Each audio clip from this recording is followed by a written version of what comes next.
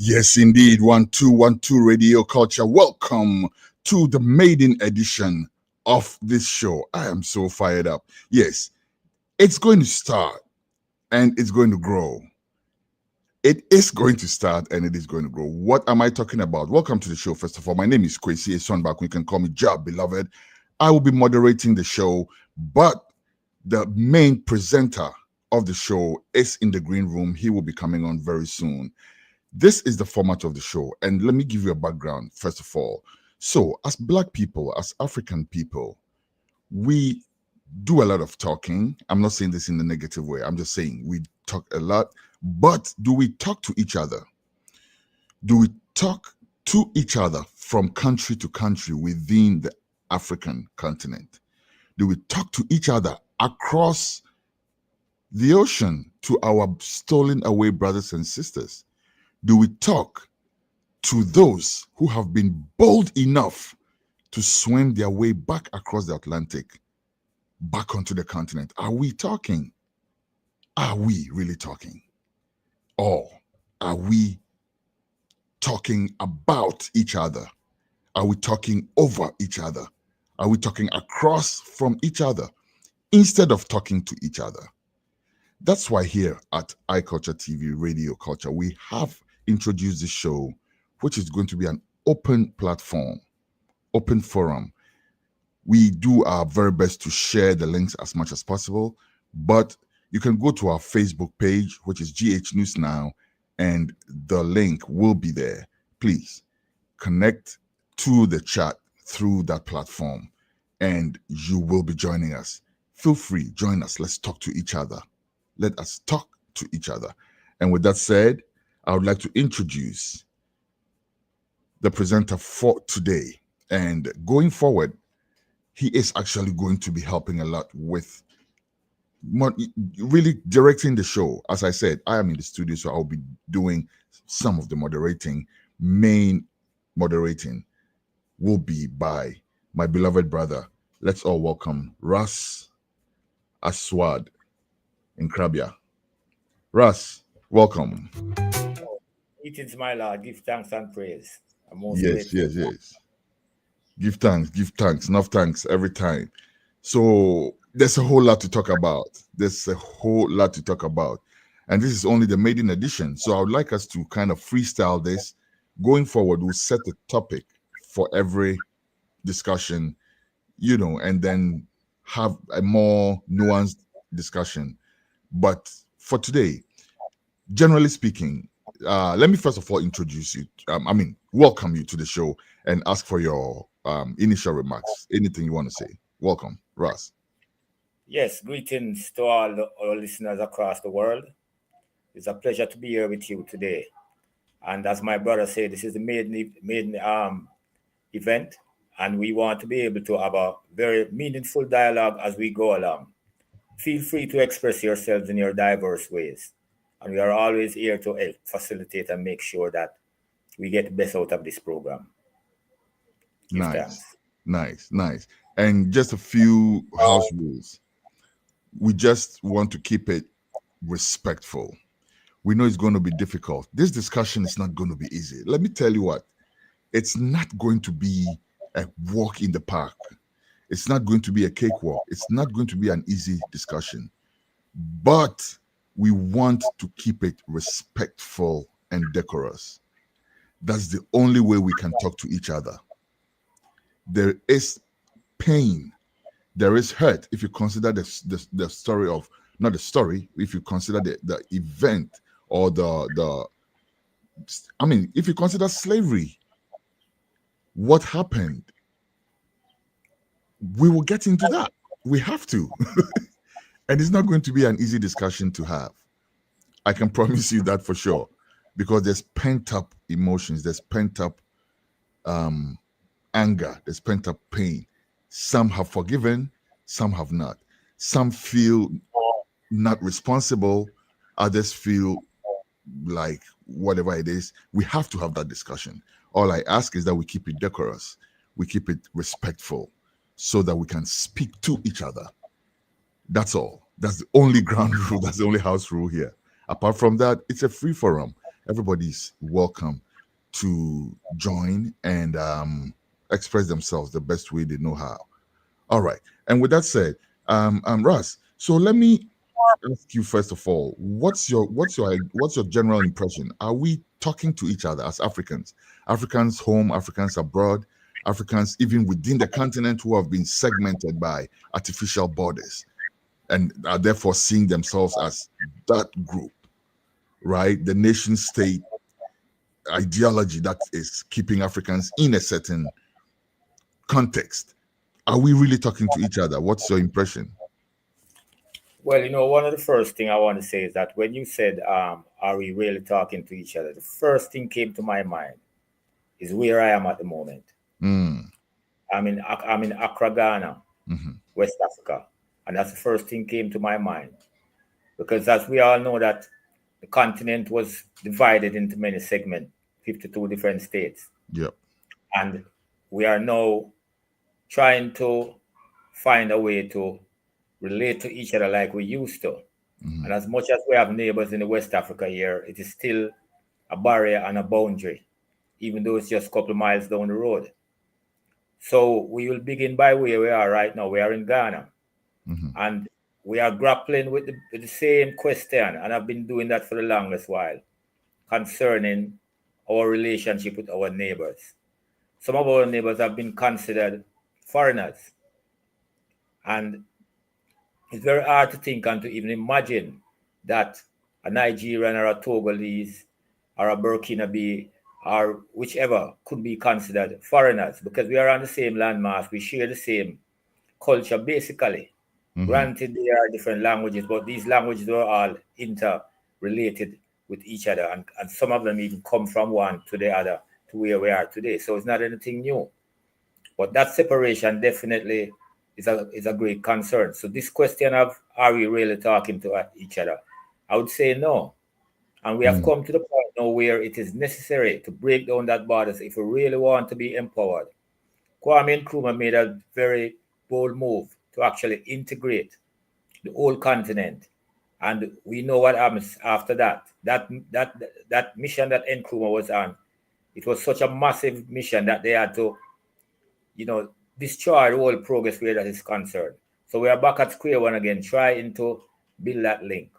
Presently, we are having a situation with one of our neighbor here, Burkina Faso, That's who right. is isolated. And as a result of that isolation, it becomes he's a target Mhm. to our enemies, right? And Mhm. now there's a lot of dialogue going on right now between Burkina Faso and Ghana and other surrounding countries because of the fact that if you touch one, you touch all. And that's where the whole issue is right now. We start recognizing the importance of watching each other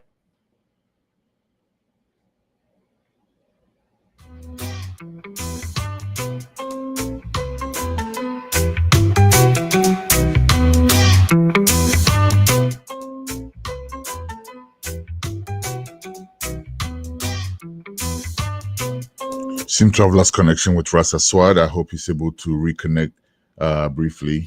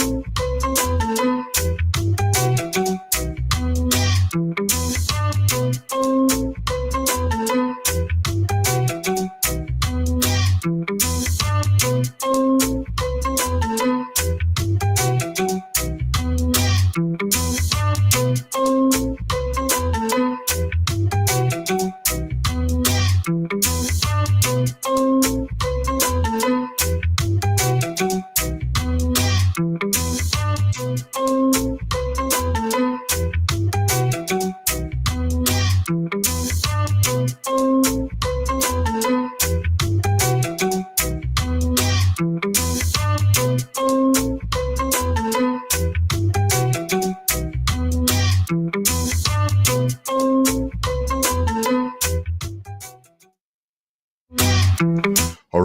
right. Let me first of all apologize for the hiccup. But you know what? We don't give up. We don't give up, especially Ras Aswad bin Krabia in Krabia. If you know Ras Aswad, you know who I'm talking about. You will get to know him as we go along. But yes, we don't give up is the point I'm making. And Ras Aswad in Krabia is back. Let's welcome him to continue the point he was making.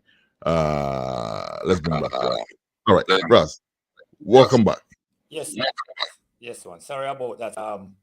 It's part of the technical world, So we just Technology, have to work it happens all the time. Yeah. Yes, as I was saying that Burkina Faso, which is our neighbor, has recently been facing a lot of challenging terms of isolation. And it brings to the question, are we really in communication with each other? But this real situation has caused us to start paying attention to each other. Burkina Faso is paying a lot of attention to Ghana, and Ghana is paying a lot of attention to Burkina Faso, along with the whole surrounding neighborhood.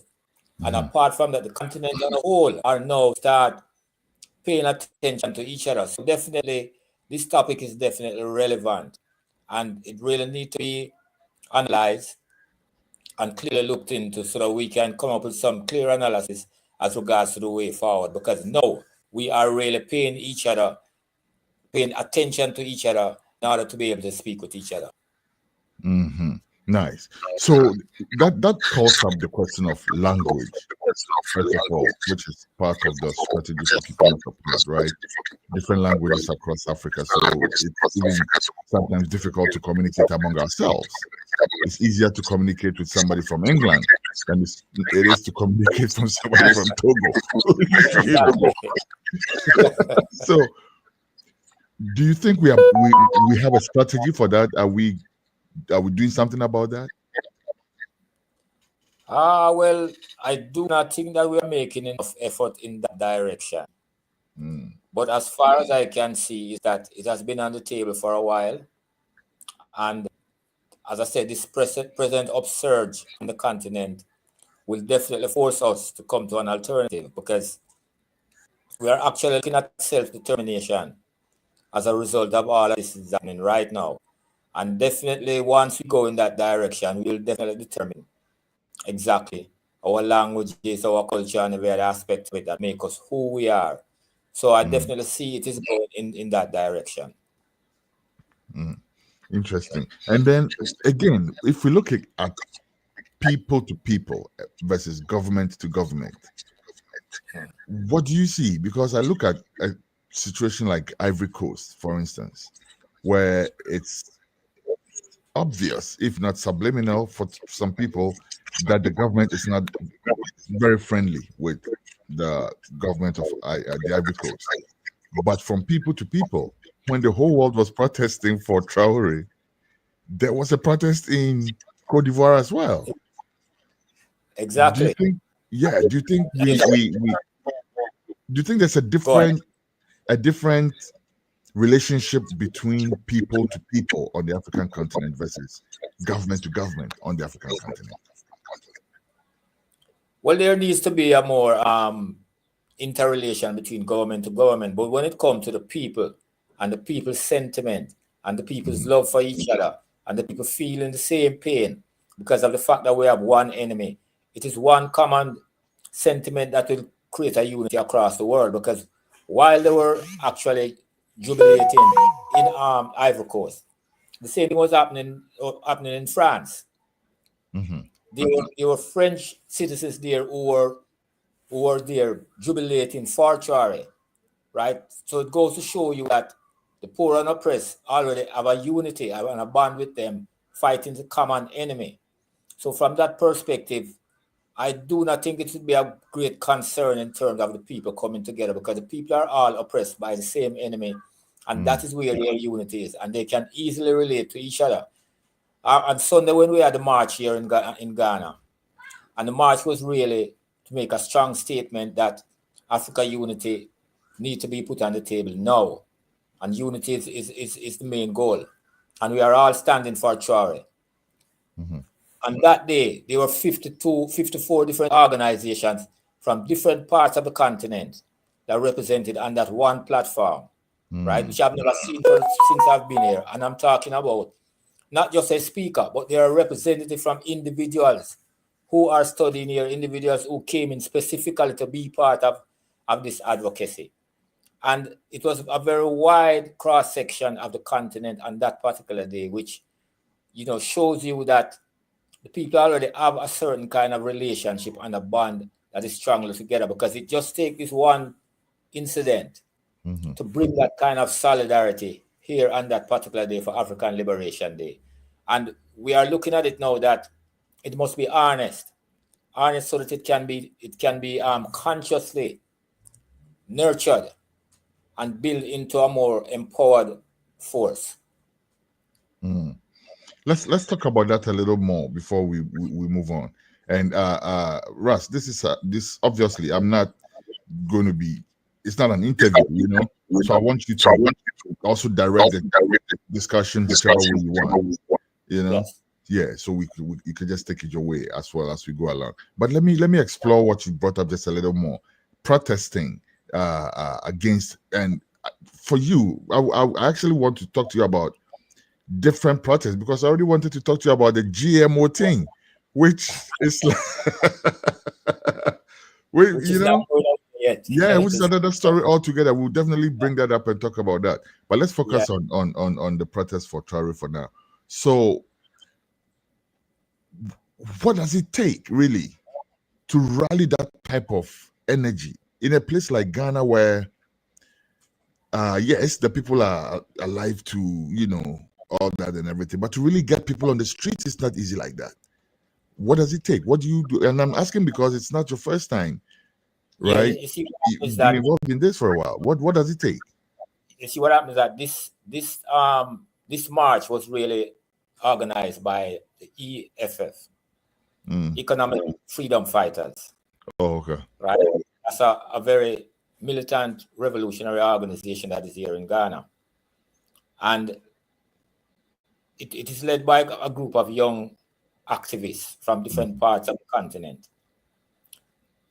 Because of the fact that they are used to social and political issues and been engaging on the ground for a long time, they have a lot of contacts and allies, representatives here and there that they were able to network with. So they got together and called all of us and explain exactly what the mission is. And each group or each individual were able to network and spread the information via social media, etc. So that's really the main approaches that we use to actually get activism out on the road. Is your record, your track record, your history, right? Your legacy. Yeah. Your strong contacts with different community groups and so on. So it becomes much easier when it is like about to start from scratch.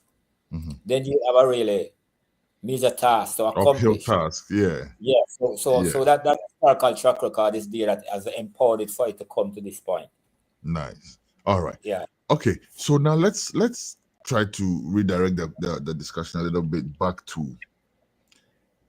I want us to consider for today the relationship between continental Africans and diasporan Africans, as some would want to call them, right? But Africans, that I prefer to call them the stolen children, people that were forcibly taken, even if not they themselves, descendants of people who were forcibly taken from the continent. What do you see? Do we trust ourselves?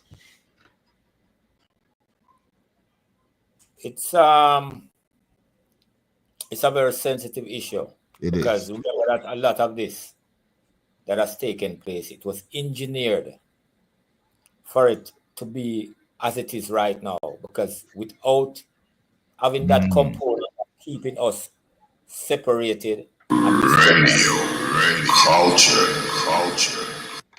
becomes very difficult to actually control the various groups and the various entities and individuals that live across the globe. So as a result, that was necessary. Engineering was necessary to psychologically force each other to go against each other and not having that level of unity. But at the same time, while that has happened, there is still the conscious effort, as I said before, that nature have a very interesting way of bringing its entities together or its forces together, regardless of what challenges are there. But you're right in terms of asking that question, because the different cultural exposure from a different part of the world has separated us in many different ways. And then the issue of the classes, the lower class and the upper class, the class struggle and all of that is also another issue that has kept us separated from each other. Coming back to the continent, like for instance myself, coming back to the continent, it has been a challenge because of the fact that we have lost so much and so much basic experience that would empower us back in our community. And then coming in with I would say even a bastardization of ourselves and trying to integrate and to unite, definitely it would have been a challenge, and it is a challenge. But we are working with it, because the more we are here and the longer we are here and the more we interrelate and so on, then everything becomes much easier. You can't stay outside and expect this to happen. You have to live it. That's why Rastaman said it is a liberty, the way of life. So the way of life that we embrace now will gradually bring us much closer together. The intermarrying of new children coming forth from both sides and so on, generations and generations to come, will actually make that becomes a reality. And that is where it needs to go. We do not necessarily have to engineer it for it to go that way. It's automatic. It's natural. Yeah, we need to recognize it and do not fight against it. We should rather more encourage it.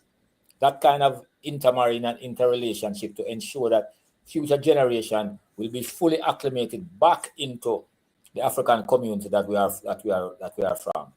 So I'm seeing it happening naturally, and I'm seeing it happening consciously, which is very important. And the continent will have a very difficult time facing all of these challenges, because the Africans from the West, African diasporans, are the missing piece of the puzzle to a lot of the issues in Africa.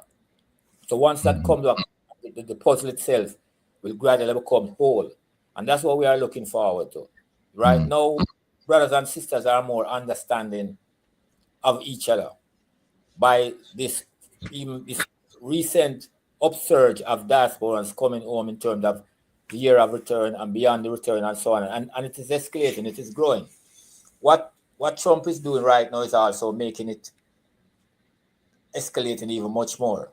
And I think it's all good for all those to come in and play its part. So yes, definitely. On what scale though? Because I hear you saying that, yeah, it's happening naturally, and we're connecting through intermarriage and all that, and just natural, all that. But on what scale? Because there's also a very large constituency of Black people who are actually fighting for their own outside of the continent. In fact, trying to disconnect from the continent. If you really look into it, there are Black people who are beginning to claim that they're not even Africans at all, and stuff like that. Quite disturbing. That's also another fact, another reality, and it's all part of what I said before, that brainwashing, that engineering to actually keep us separated, keep us disunited, so that we'll be able to be controlled on a certain kind of a level much more easier. But nonetheless, because of technology, right? Because of technology and because of science, a lot of that, is being cleared up, because people have greater access to information at your fingertips overnight, just like that. So what would take someone 7 or 10 years to actually experience, they can experience it in a few seconds or a few minutes. So from that standpoint, when you look at it, that is actually helping for people to see the reality on the ground. Because before there was a perception of Africa and Africans that was very, very negative and backward and discouraging. Now it can be proven easily by applying technology to find out if this information is correct. And now you have something called fact checkers that you simply go on fact checkers to check on to see whether this is real or it is not real. So it's a matter of actually getting a certain amount of education across these different communities that still have that kind of negative mindset towards themselves. Yeah, you know that, and that's what needs to happen. And even on the continent here, that disconnect needs to be done through the educational system. It also needs to go through Parliament, bringing us here back home. Fine. Year of return, a year beyond the return. Come in and you can get employed, you can get land, you can get this, you can get that. It needs to go much further than that. The government needs to put a emphasis on a legislative instrument so that it is constitutionally done and so that the population can be educated. Because when you're passing a bill, it's important that you recognize that one of the priority is to actually educate the population about that particular bill that is being passed. The population must be aware, they must understand, so on and so forth. And that has not been done yet, right? And with the government paying attention to that, then a lot of these issues of people still having self-hatred and negativity towards themselves will be actually dealt with to some extent. So it's about education. It's about education and constant exposure. The key word therefore is disconnect, right? Because there definitely is a disconnect. And you've mentioned, also the exodus of, Africans abroad moving back home, whether to settle for good or just passing through, as a form of pilgrimage of some sort or whatever. Even as tourists, if you want to see it like that. But when they come, do they feel welcome? And I don't know whether to say they or you, because you made that bold swim back across the Atlantic. Do you feel welcome? Do you feel that's home? Because I've seen some very disturbing videos. I think I should have loaded some of them. Next time, this is why we need to set the topic so we can get some visuals to back it up, But I've seen some really disturbing videos about people trying hard for many years to save up, give up their jobs, whatnot, move back to the continent, only to be disappointed. Do you feel welcome? Let's have a frank discussion, Rasta. Well, I mean, for me personally, I can speak on that candidly. And my experience is not the only experience. I've seen a lot of experiences. But one of the first things we have to remember is that these people that are coming home, including myself, were prisoners of war, one. And two, that a lot of us has been traumatized from slavery, colonialism, racism, Jim Crowism, and all those different isms. Yeah. So we are wounded. We are seriously wounded because the way that we were taken there by force without our language and our culture, and then forced to accept another way of life. All of that has still left a stain or tarnish our integrity in so many different ways. So coming back home, we have to understand that these are not normal individuals. These are individuals who have gone through serious traumatic experience, right? And it is going to take a lot to actually clear a lot of this out of the way. Myself, when I first came here to Ghana, I could easily feel at home in a sense because of the fact that Jamaica is very similar to the culture of the people is very similar, right? Even though it was a culture shock for me in a sense, because at the time when I came, which is about 26 years ago, what we see here in Ghana today, it was not like that.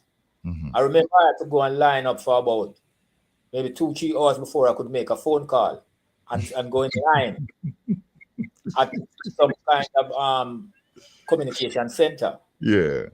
That is gone now, right? You can have 3, 5, 6 different phones in your bedroom and make calls all over the world.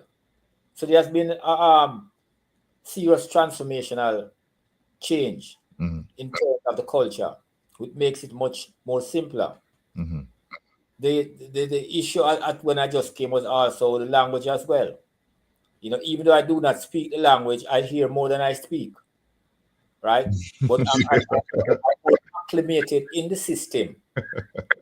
I am more acclimated in the system because of my interpersonal relationship with people and the movement and the society and the political and social issues.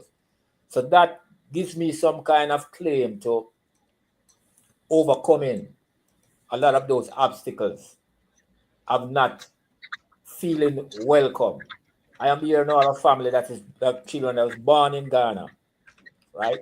So I am acclimated in so many different ways, and I would not see myself living anywhere else than Africa at this moment. I've been here for 26 years, and I'm not bored by being in Ghana for so long. Right?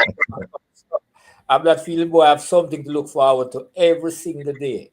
Every day there is something to keep my attention to let me feel purposeful, right? In terms of being here on the continent. For some, it may not be like that because Mhm. of their experience, their exposure, right? And their lack of understanding of their historical experience. So it varies according to social and political and economic backgrounds. Mhm. Yeah. So I remember one time I was in a taxi back, not a taxi. I was back in Ghana. I was picked up by a brethren, who had moved back to Ghana from the States and everything. And we're Yeah. driving together and we hit a few potholes, in parts of the better parts of Accra, But we hit some Yeah. potholes and everything. And it was Yeah. like complaining about every single pothole we hit. And I was like, and at the time I had never been outside of the continent, but at least I'd seen movies and stuff like that. So I was like, bro, don't you have potholes in America? like, And I remember we had a very heated argument over that because he felt like I, came out some way. But I'm saying that to say that there are people who would come and expect a certain standard, just like you said about the phone Yeah. call and everything, right? So you come to Ghana and then you see a pothole, and that's a big deal, Yeah. things don't work a certain way, and that's a big deal because in America it works that way. If that Yes. was what it is, then there would be no big deal at all That's in right. That's repatriating. right. You Yes. know, And they have to do comparative analysis. yeah, exactly. While thinking about that, they have to do comparative analysis in terms of, yes, there's some shortfalls here, but what about the United States, where there are so many other different shortfalls in that society? Yeah. Like, for instance, I brought my mother from Jamaica. Every Mhm. summer, I used to bring her to Atlanta. Mm. My mother used to get sick before her holidays finished because she was so lonely. She was in a society where it's so impersonal. Mhm. So when we gone out to work or wherever we're gone to, she feels so lonely Mm. that start getting sick, and we have to even send her back before her time is up, Mhm. right? This is an older person now who she's finding it difficult to live there in a country like that, situation like that, because she's used to looking over the fence, seeing a neighbor, greeting the neighbor. They share so many different things together, either fruits, medicine, or stories, or whatever. They can actually relate and feel purposeful in a certain kind of way. But because of the way the United States is, everything is so impersonal, right? And people tend to feel alienated. So Mm. it is both ways, so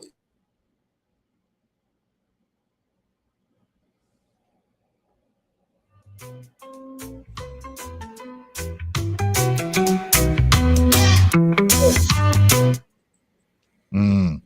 with that analysis, you will tend to look at the situation in a much better Different way. word. Mm. Yeah, and then you see we have a lot to be grateful for.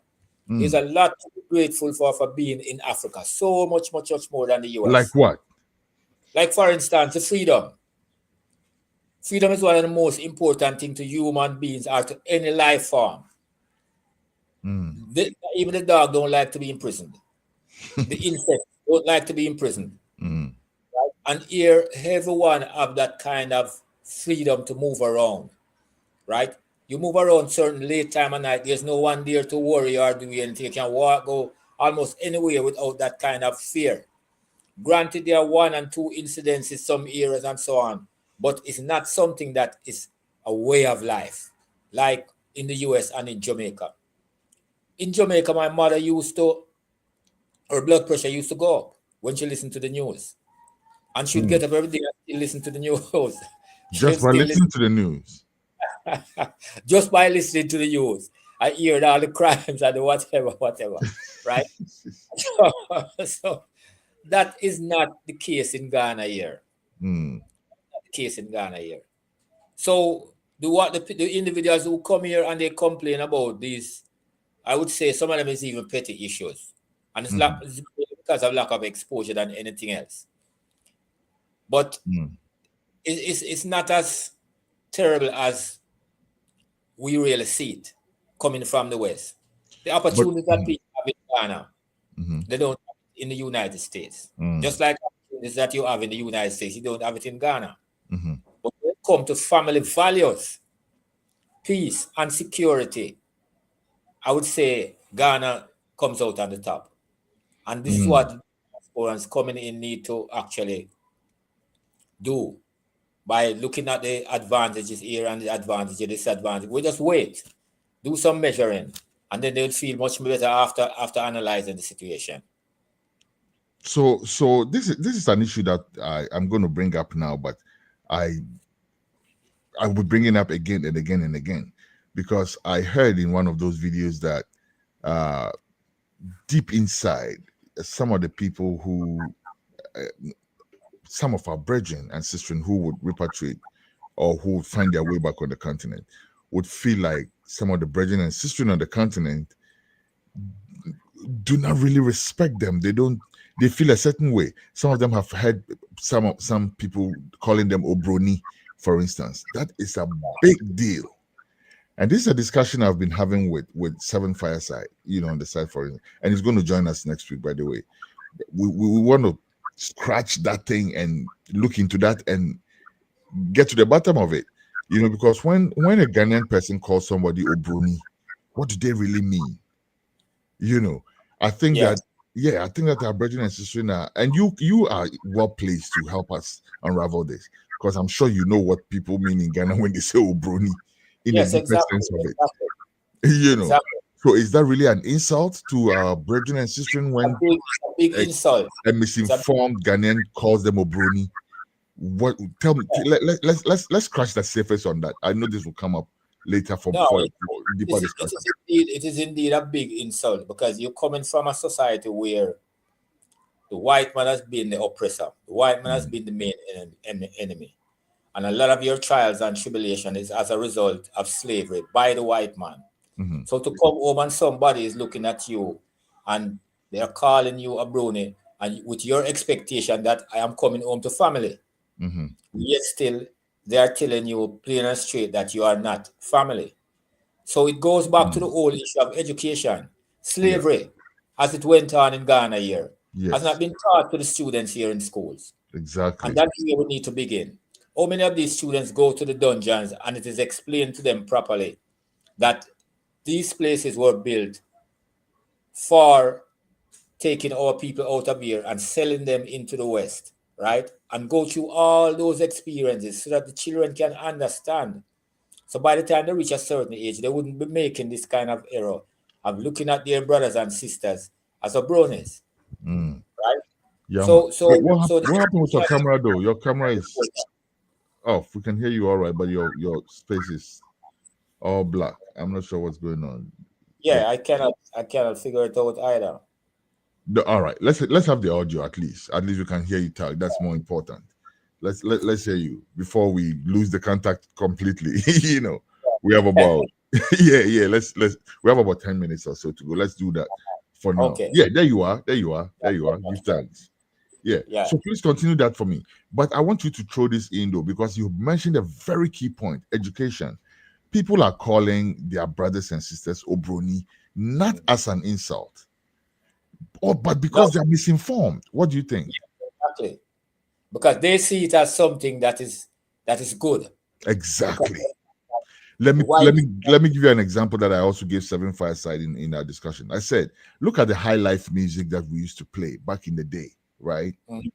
If you understand the language that they use, they would use a term like mibroni Yes, to mean an yes, endeared person, exactly, like exactly. someone that you hold in high regard, someone that you cherish close to your Yes, heart. But that is that's right. your brony. You That's right. understand? And That's right. as messed up as that is, if you take that as a backdrop, then you will understand that when the person calls their brothers and sisters coming from abroad obroni, they are not really insulting them. They are misinformed. All right, we can't run away from that. Yes, But we yes, need to yes. let everybody understand that they're not coming from a place of malice. They're not calling you or anybody obroni as an insult, but rather trying to say that you are dear to them. But you Shockingly know the enough. problem. Yeah, but you know the And problem that's with what the that. problem is. That's where the education comes in, isn't it? Yeah, exactly. Because the problem with that is that it is not explained on that level. Mm-hmm. Because it will be an expression separated from the reality of what the person Yes. is trying to say. So that is not explained to the diasporans, right? Mm-hmm. And all because of the fact that the indigenous person is not aware of what took place and how Mm-hmm. it has affected these people coming back home. Or otherwise, they would have been a little more tactful, they would be more understanding, and to become a duty to explain these things so that, you know, we do not have this kind of offensiveness coming from it, right? And Mm-hmm. the same thing like a diasporan coming home and saying, "Oh, you're a fool." It is looked at differently in Ghana using that word. Mm-hmm. So there's a lot that on both sides we have to try to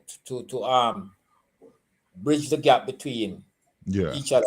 That's why it is so important for a serious, comprehensive educational program be established for the diasporans to come home, even before we come home. It needs to be done. And that's why our legislative instrument is important so that the government realize that within the budget, the annual budget, there is a certain amount of funding there for education.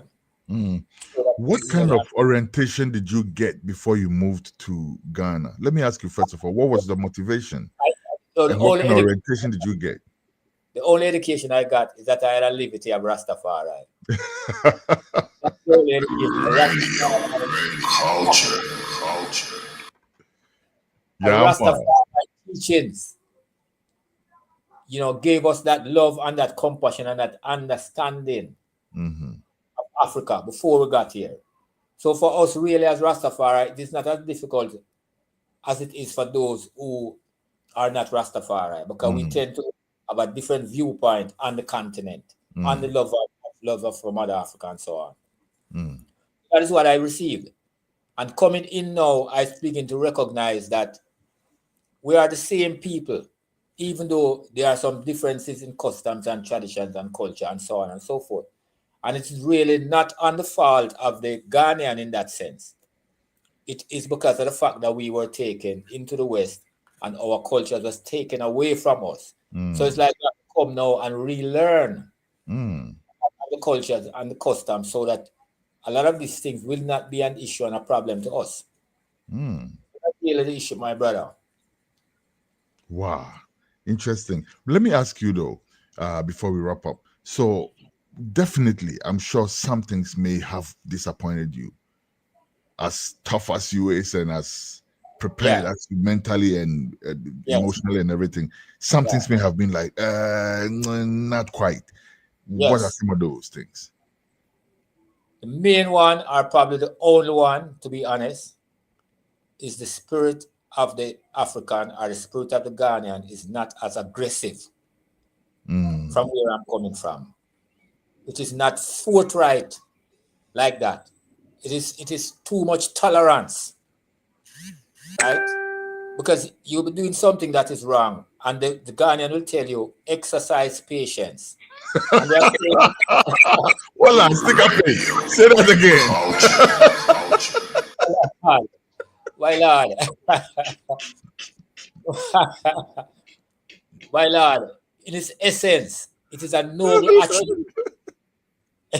In essence, Exercise patience. in essence, in essence, it is a natural attribute, my brother. But in reality, it turns out to be a negative ideal or statement, right? Because with the way the world is and what we are going through in a country like this, exercising patience is not what is needed at this particular moment. It needs a little more aggression. Look at what is happening in Burkina Faso. The way Burkina Faso people have taken on this issue head on, even their own allies, like Russia, they kick them out of Burkina Faso and tell them, go back where you come from until we prepare a new formula for you to re-enter. And that's what they did with gold. They kick out all the gold mining companies, including the companies from Russia. And they had to come back with new format, new administration and everything set to bring them back into the system. And that's the kind of aggressiveness I'm talking about. That when the Ghanaians keep saying exercising patience, we have had so many patients with the West, so many patients with Babylon, right? And added to that now, an issue like they'll be doing something and the thing that they are working on, it is not being properly done or to a certain level of perfection based on the abilities that they have and based on the capacity and the resource that they have to make the thing perfect. And they would say, just manage it. And it's not complete. You can find so many different faults or so many different reasons to say, I don't need to manage it like that because you can do better. And the situation demands that you do better, right? Because we have the ability, we're born with so much abilities and potential and attributes and strength to do our best and to make something as perfect as possible. But that mindset that is there in the system of exercising patience and just manage it as it is still a problem to me. And I don't think it is good for the young children because the children, you have to push them and push them and push them to their limit in terms of their capacity to be the best that they can be. And that is, I think, is one of the main stumbling blocks in terms of Ghana's progress. Right? So that makes nonsense of that saying that says that patience is a virtue. Not true. Exactly. That's what I'm saying.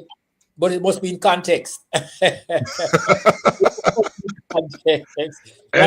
And in measured volumes, right? Like yes, there has to be a limit to the patience. It doesn't have to be like eternally patient. Exactly. And it becomes a common formula for everything when it's not necessary. You know? So that has to be clarified very, very well in terms of True.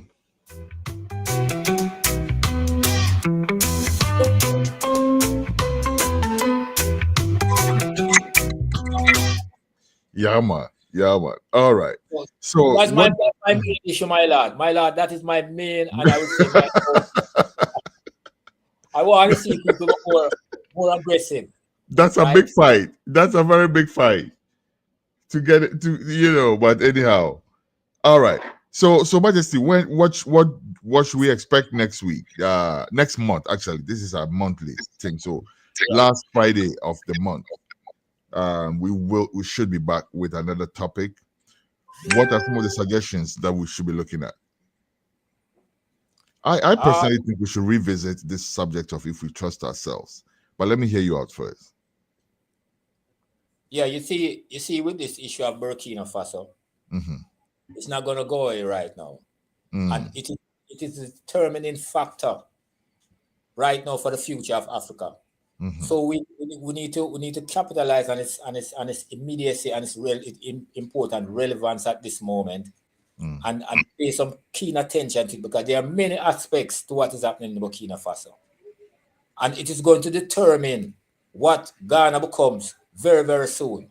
Because even our president right now has to he started doing things a little bit different because of the pressure that is coming from the AES, right? Yeah, the issue of ECOWAS and the president trying to get Burkina Faso to go back to ECOWAS is also another issue to look into. I can understand what he's saying about having more support for the security, the regional security, and so on. But at the same time, if the ECOWAS is going to remain with those corrupted, backward leaders, then certainly you're actually creating a counter-revolutionary move by trying to get them back into ECOWAS. Mm-hmm. So issues like that. Mm-hmm. Yeah. But just a quick note on that. I think that sometimes there's something that we consider diplomatic talk, right? Yeah. Versus the actual body language. And to me, honestly, I think that the body language is more important to me, because sometimes people are considered to be to have to act and go on a certain way. And even if you check our own Kwame Nkrumah, he would follow your script to the point where he's comfortable with it, and then revolutionize the whole thing. He'll take your script and redo it, you know. So sometimes I look at the body language a little more, and I'm looking at and this is something I want to discuss with you again, maybe on the live stream this Sunday when we host you, because we hopefully can have you come on as well. But I want us to look at the relationship between the people within the you know, and when it comes to Traore and the people standing up for him. Look at how the whole continent just ignited. And even before the protests, see what happened when he came to Ghana. See how the whole people just responded to him. You know, the youth of today want something. And it's like, if they don't get it, you will have a Traore. Yes. You know, and 3 of the countries up north have that. And they have formed a bloc as the AES. The AES and the ECOWAS in that same zone has potential issues. We will discuss all that Sunday when we meet you. And then hopefully next month, last Friday when we come on Kindred again, we will hopefully be the maiden issue. I don't know what the issue is. Even Ras Kofi himself seems to be like, I don't know, he seems to be struggling with getting on or whatever.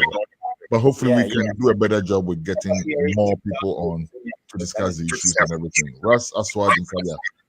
Enough respect. Thanks, and we'll see you Sunday. God willing. All right. More love.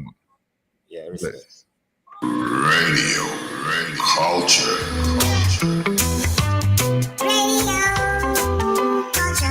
Radio culture. Transcending online. Radio culture. Radio culture. Right.